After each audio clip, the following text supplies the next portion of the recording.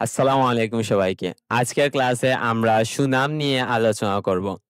সুনাম হলো একটি প্রতিষ্ঠানের সেই অদৃশ্য শক্তি যা তার প্রতিযোগিতামূলক অন্যান্য প্রতিষ্ঠানের তুলনায় অতিরিক্ত মুনাফা অর্জন করতে সাহায্য করে।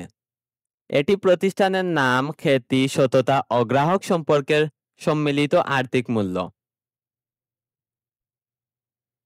ধরো তোমার এলাকায় পাশাপাশি দুটি চায়ের দোকান আছে। দুটি চায়ের দোকানেই চায়ের দাম এক, খরচও প্রায় একই, কিন্তু একটি দোকানে দিন শেষে অন্যটির চেয়ে বেশি ভিড় হয় এবং বেশি বিক্রি হয়। কেন?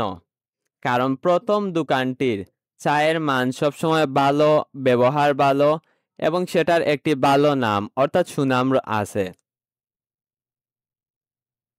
আবার ধরে নাও, এডিডাস কোম্পানি নতুন ডিজাইনের একটি টি শার্ট বাজারে নিয়ে আসলো।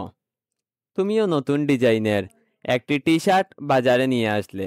খুব সম্ভবত 100 পিস বিক্রি করতেও তুমি হিমশিম খেয়ে যাবে।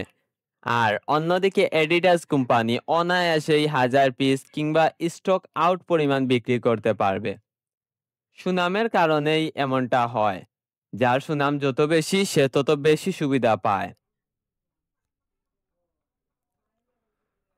সুনাম যেহেতু স্পর্শ করা যায় না, তাই এটি অস্পর্শনীয়। সুনাম যেহেতু 1 বছরের বেশি সময়ের জন্য ব্যবহার করা যায়, তাই এটি স্থায়ী। সুনাম যেহেতু ব্যবহারের মাধ্যমে বর্তমান ও ভবিষ্যৎ সুবিধা পাওয়া যাবে, তাই এটি সম্পদ। পরিশেষে বলা যায় যে সুনাম হচ্ছে একটি অস্পর্শনীয় স্থায়ী সম্পদ। সম্পূর্ণ ক্লাস জুড়ে সাথে থাকার জন্য ধন্যবাদ। পরবর্তী ক্লাসের আমন্ত্রণ জানিয়ে আজকের ক্লাস এখানেই শেষ করছি। ধন্যবাদ সবাইকে।